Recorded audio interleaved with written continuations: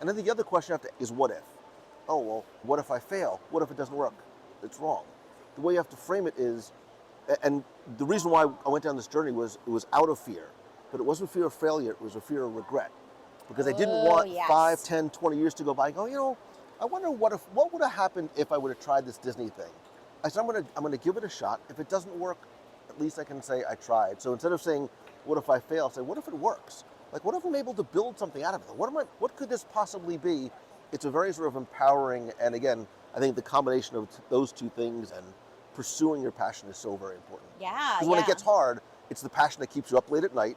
It's the passion that makes you get up early in the morning.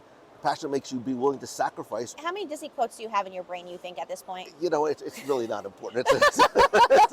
Hey everyone, it's Bernadette Joy, and I'm coming to you live from PodFest in Orlando, and I had the honor of going to my first ever Hall of Fame induction ceremony for podcasters, and I have a treat for you because I got the guy who had the best speech last night. I'm not exaggerating because I took so many notes from his speech that I wanted to share his wisdom with all of you today. So I am so honored to introduce you to my new friend Lou, and he is the host of WDW Radio? Yeah, WDW Radio. And here's what I think is so interesting from his talk. He said that he left law and now his day job is to talk about Mickey Mouse. Basically. So if you want to learn how to turn your passion into a profession, he is the guy for us to meet. Thank you so much for chatting with me today. Thank you for having me, and thank you for being there last night. It means a lot. Oh, thank you. Well, it was my honor, truly. So I took some notes from your talk yesterday because it really, really inspired me. And I have to tell you, even before coming into PodFest, I've been in this kind of strange place where I've been feeling, even though I have a platform, people maybe assume that you're just like happy-go-lucky and just crushing it all the time, but it can get kind of lonely. Yeah, we see entrepreneurship. It's like there's the Instagram version of entrepreneurship, and then there's what happens when the camera is off. And a friend of mine used to have a podcast, very well encapsulated.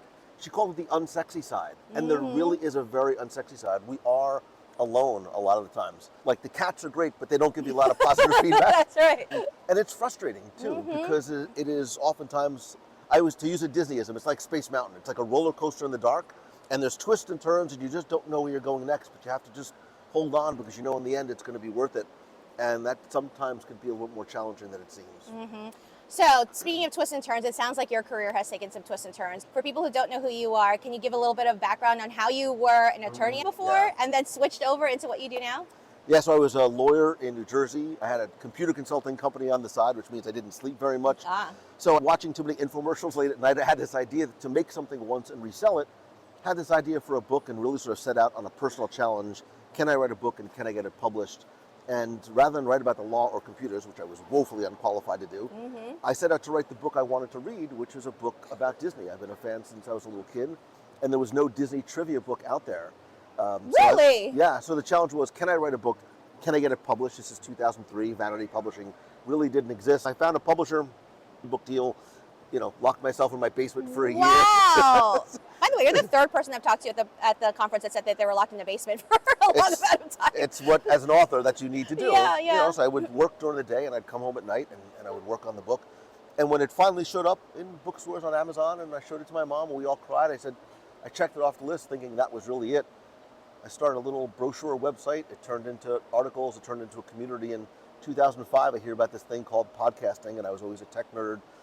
Realized the power of the spoken word, and as a goof, just started to want to share my passion for Disney that way, never thinking it would take this very circuitous journey, to your point, of leaving New Jersey, moving to where what I do is, and turning this thing that I love into the thing that I do, and now try to help other people do the same thing. I love that so much. One of the things that I get a lot of feedback on why people find it hard to turn passion to profession is what your family thinks. And you mentioned in your speech that you thanked your parents for paying for your legal degree so that you can talk about Mickey Mouse. So what was your reaction? What was the reaction from your family when you made this career switch? So my family was incredibly supportive, from my parents, and I worked in my dad's firm, and he said, look, go do your thing. You always have a place to come back to at half salary, but you can come back. So think hard about it. Yeah. Right. So, but same too. My wife, I had two very young kids, and when you say, look, I know you thought you were marrying a lawyer, but I think I'm going to write books and try this new podcasting thing.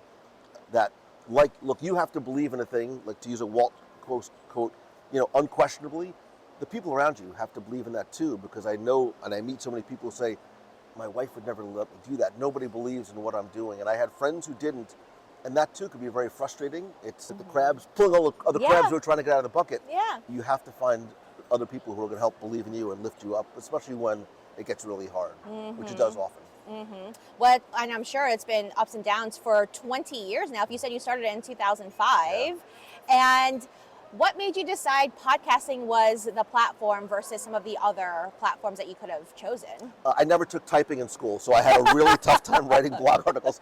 No, I just knew that the spoken word was so much more powerful than anything that you can write. You can read an article, you can read a blog, but you can't convey emotion. You can't hear the happiness, the sadness, the stress, whatever it is. And I think still to this day, podcasting is the most intimate medium. Because not only are you literally and metaphorically in somebody's ears, but I feel that you're having a one-on-one conversation with the one person that's listening. Podcasting also becomes part of somebody's daily routine. They're driving to work, they're walking the dog, they're going to the gym. So there's a relationship, I think, that is created between the host and the person that's listening. I love that. You shared some pretty intimate moments during your talk of people reaching out to you and saying that your podcast has helped them through really difficult times, whether it be through a very serious health condition, maybe even like suicide. But you did have a fun story about your own Marvel origin hero story. Can you share that one? Yeah, I really am a firm believer that you don't know who's listening and you don't know what somebody's going through. And we have an opportunity, and I think responsibility, to hopefully be a positive light, to bring value, to bring whatever it is. And that value could be entertainment, and value could be information. And you don't know who's listening. And that's not really a warning. It's more of this opportunity. I was at a Disney fan convention back in 2009, and my wife said, there's some guy keeps coming over or wants to talk to you, and I see him and he's in the corner. He's just some dude in a hat and jeans. And it was Kevin Feige, who was the president of Marvel Studios, who said, I've been a listener for years. And he says, your show got me through the making of Iron Man. And I was like, hold on a second. Can you say that one more time? Hold on a second, wait. I was like, can you say that one more time? He's like, yeah, I would listen to the show on the way to and from set when we didn't know what we were doing, and it was a very stressful time. And he's like, your show, he's a huge Disney fan, got me through it, and Kevin and I have become friends ever since. Yeah, crazy. What is up, y'all? I am Bernadette Joy, your money mentor and the founder and author of Crush Your Money Goals. And if you are here, it's probably because you are tired of being burned out and stressed out by your money situation, whether it is not having enough savings, not getting paid enough, not having enough in retirement. And so if you are tired of being tired, you're in the right place, because I created a new resource guide for you in 2025. It's absolutely free, and you can go in there and find all the 25 different tools and resources. And you can find videos to watch, books to read, podcasts to listen to, articles, and so much more to help you on your money journey so you can stop being so stressed out and enjoy life instead. If you want to learn more, you can go ahead and sign up in the links on this page, and you'll immediately get access to the free guide so that you can start your money journey today. I love that. I will confess, I also am using this a little bit of brownie points with my best friend and my sister-in-law are huge Disney fans. They come here once or twice a year.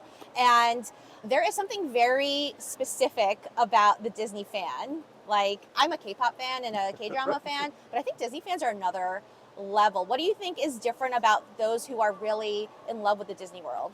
You know, and just to be clear, I am not the only lunatic that picked up his family and moved to Florida to be closer to Disney World. You know what? I mean, why not though? Right. There are different levels. The Disney fandom is a very large bubble, very intricate Venn diagrams of overlapping types of fandom.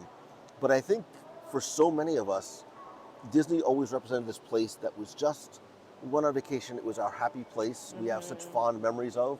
We had them maybe with our parents or with our friends, and then we start creating those memories, you make me cry, with our kids and with our friends too. And I think, especially in a world where there's so much negativity all the time, we want that thing that is a bright, positive, happy light. And that's what I've always wanted my show to be. I like talking about the things that make us happy about going there.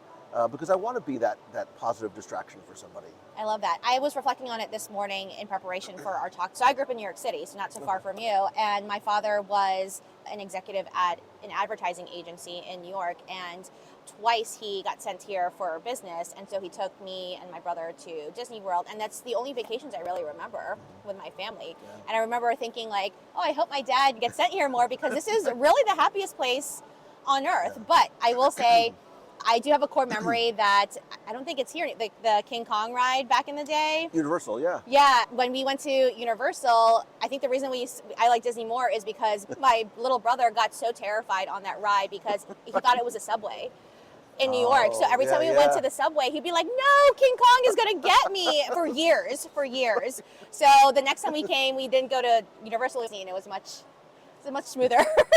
I really believe, and look, I've been a fan since November of '71. Don't do the math. Wow. So going to the parks like Ranford, I still believe that there is something special about that place. When you walk through that gates, there is some sort of transformation that happens, and you're able to forget about everything else that's going on in the real world. And we sort of joke about the Disney bubble, but it's a real thing. It really is. And I see families that they walk in, and all the things that are bothering you, all the things that are stressing you in the real world sort of get, at least for a little while, get sort of show. Now, when you get home and you get your credit card bill, it's a whole different level of, but it's worth it. Yes. Well, that's why you follow Crush Your Money Goals and you don't come back with a credit card bill. So I had 3 particular quotes that I wanted to get more of your thoughts on from your speech last night.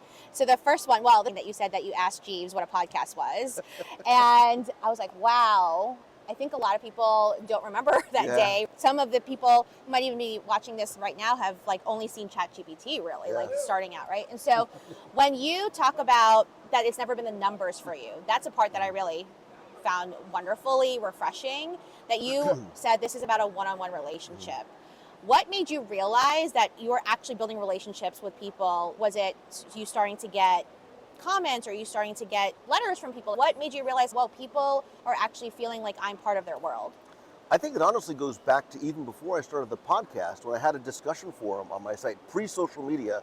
I had a bulletin board there because I, living in New Jersey, being a somewhat adult-ish person, sometimes we feel like maybe we were alone. Like, there's nobody else who's my age that still loves Disney. When I started and I built this discussion forum, and in January 2004, I turned it on, 29 people signed up. And I'm like, oh my God, there's 29 other dorks sitting in their basement that love Disney as much as I do. Like, I am not alone. And 29 turned into 100, and then 500, and 1,000, 5,000, 10, 50, 80. I'm like, wait a minute, I'm really not alone. But not just from the posts on the boards, but those instances and the stories that people would share would make me realize, wow, as somebody who was not the most popular kid, maybe in high school, college, law school, again, it doesn't matter. I found my people. Right? We found each other. We built this very warm, very welcoming community.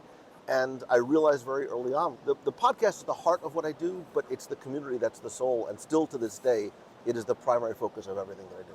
I love that. I was really struck, and it was the first thing I wrote in my notebook, what you said, because I've been struggling a little bit lately with, I started podcasting in 2018. And so, and I feel like it's been a long time. It's been 7 years compared to your 20 years. And what I found was that I entered into this world where influencer culture really started popping off, and people using the word community, like you said, as a quote unquote marketing buzzword. And so what tips do you have for folks who want to build true community, not the marketing buzzword that we have turned that word into? So the first thing, when we think about community, everybody's so concerned about the vanity metrics. And it's one of the things I love about podcasting. It's the only medium, there are no front-facing numbers. Nobody knows your downloads other than you. And that's the way it should be. So all of a sudden it obviates this sort of competitive need, or apparent value of what somebody's worth is. She only has 300 followers, or he must be really good because he's got, it doesn't mean anything, right? It is about the one person that's listening. So my focus has never been on the number of downloads, the number of likes, or how, that's not the validating information that I need. For me, it's about the communication. It really is the one-on-one. And I think the way, if you do want to grow, I understand all the merits of growth, is that you don't focus on growing the number. You focus on the people who are already there. You focus on the one-on-one relationships. You love on your community, because what you really want to build is not a loyal listener. You want to build someone who's going to become an evangelist for you and your brand. Because I can go out and tell you all day long, you should listen to my show because of A, B, C, and D. But if a friend who you know and trust comes to you and says, you're a Disney fan, you should check out this podcast because all of a sudden there's this referral value that comes with it. And then it also makes your community grow organically. Yes. So the people who are there there for the right reasons, not because they wanted to get your lead magnet. So they stay, they engage, and they grow. I've had people who have been with me since the very beginning, and it's been a very, to quote Mr. Toad, it's been a very wild ride. How many Disney quotes do you have in your brain, you think, at this point? You know, it's really not important. I love that. I can personally attest to that with me writing this book too. I've gotten some positive feedback already that people said, I love seeing the other stories in here of other people who have paid down their debt and saved money and stuff. And it's because these are real people that I've met. They're not just people who just followed my Instagram or listened to my podcast. I've actually sat down with them, talked money with them, followed them along some of these journeys. And that has been, and I was reminded by your speech last night, that was the reason I got into this in the first place, was to help one-on-one people. But somewhere along the line, sometimes people are like, you gotta be on TikTok, you gotta be on all these other things. And I'm so grateful to hear from someone like you who's been in the game for now 20 years, who still loves it. And I think that is really, really, in my opinion, actually kind of rare nowadays, because there's people who've been on YouTube, for example. There's been this trend I noticed in 2024, folks who've been doing it for 7, 8 years, like where I started, and they're like burned out. And I'm sure there's probably been times where like, But that's where, again, we talk about community being a buzzword. I think passion has become the marketing buzzword. I think the two most important questions you have to ask yourself, which are also very simple, is why, right? Why, before you do your first recording, like, why am I doing this? What do I want to have happen? What is the result? If it's solely to make money, if it's solely to grow numbers, if it's to become famous, it's the wrong reason. You have to do it for like the most pure reason. I do what I do because I still bleep and love Disney World. And if nobody listened, I'd still do it because I just love talking about this thing and the friendships that I'm able to make from it. And then the other question you have to ask yourself, which is what I did very early on, is what if? And I think people hear what if and they're like, oh, well, what if I fail? What if it doesn't work? It's wrong. The way you have to frame it is, and the reason why I went down this journey was it was out of fear, but it wasn't fear of failure, it was a fear of regret. Because I didn't want 5, 10, 20 years to go by and go, I wonder what would have happened if I would have tried this Disney thing. I said, I'm gonna give it a shot. If it doesn't work, at least I can say I tried. So instead of saying, what if I fail, say, what if it works? Like, what if I'm able to build something out of it? What could this possibly be? It's a very sort of empowering, and again, I think the combination of those two things and pursuing your passion is so very important. Yeah. Because when it gets hard, it's the passion that keeps you up late at night. It's the passion that makes you get up early in the morning. The passion that makes you be willing to sacrifice all the things that you don't see people doing on Instagram, right? That's right. Yeah. That's right. I tell my clients often, like, what if you made your money choices based off of your dreams and not your fears? How much different would that be? All right. So this one really struck me. You said, you have the opportunity to reach out and hold the hand of a stranger. And I will say, sometimes right now it feels not only hard to hold the hand of a stranger, but it feels like I'd rather shove that hand away. And so can you share a specific story that made you realize it's okay to reach out a hand to someone who really needs it, and how that maybe like helped you stay on this game? It goes back to what I said about you never know who's listening, and you never know what somebody's going through. Look, I talk about Disney World, the Mickey Mouse, but you never know how that might have a positive impact on them, and whether it is a message that you receive, an email. Again, I've been doing monthly meetups in Walt Disney World and as I travel since 2008, and when someone comes to you and they take your hand and they look you in the eye, and sometimes with a tear in it, and they say, because of your show, it helped me get through a bad day, it helped me get through divorce, it helped me get through cancer, like it helped me. And then when somebody says, your show got me through contemplating suicide and I was alone in the hospital, and the other person there was you, like, it's incredibly impactful. And it makes you realize that you have opportunity and you have privilege and power to be able to do this and share your voice with somebody who is giving you the most valuable commodity, which is their time. It strikes you because sometimes you don't realize how what you say might impact somebody, good or bad, right? You can wield your sword either way. You can wield it for good or wield it for bad, and that's why I use the Spider-Man quote, with great power comes great responsibility. That's so true. And that quote will never be not good, right? All right, so I thought it'd be fun to do just a quick rapid fire 5 questions, and we'll do it a little bit Disney themed. So first question I have for you is, if you were to be a Disney character, who would you be? Oh gosh. Today. Right It now. could be today. Today, right now, Baymax. Oh! Wait, why? Now I have to know why. It was something quick. Well, because we share the same sort of very round, fluffy, huggable design. He's a caregiver, right? He likes to give care, and so I love that. Okay, next question is, what is your favorite Disney song? Oh, gosh. There's probably a lot, today. You know, Walt loved Feed the Birds from Mary Poppins. It's what he had the Sherman brothers come into his offices and play to him every Friday. It's a beautiful song, and I think the lyrics are incredibly meaningful. So I love that was Walt's favorite. So. I love that. I was brought back to, as we were talking about this, I had to sing Colors of the Wind for my 5th grade recital, and I remember being like just so into it. And so like Disney is a core memory for a lot of folks, so I love that. And then of course I have to ask, what is your favorite Disney movie today? Oh gosh. You know what? I'm going to go to Mary Poppins. It is Mary Poppins. I hope this doesn't come back to on. I think Mary Poppins is a near perfect movie. Whoa, that's a bold statement. Now I'm going to have to watch Mary Poppins again. Both of us have a little bit of this morning, so we need a little spoonful of sugar maybe today. See, look at you pulling out the quotes. I like it.